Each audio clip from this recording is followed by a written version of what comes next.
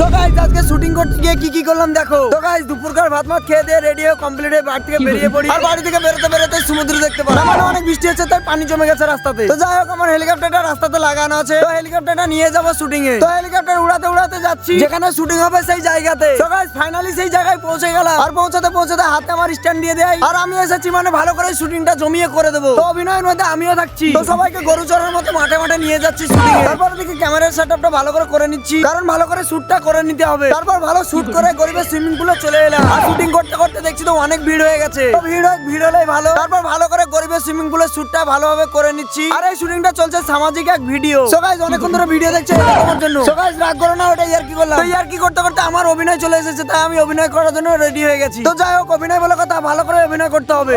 এই লক্ষ্মী ভান্ডার জিন্দাবাদ।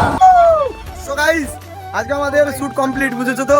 তো আবার নেক্সট ভিডিওতে দেখা হচ্ছে তোমাদের সঙ্গে। আর এই ভিডিওটা যখন পোস্ট করবো তখন সবাইকে লিংক দিয়ে দেবো, সবাই একটু দেখে নেবে।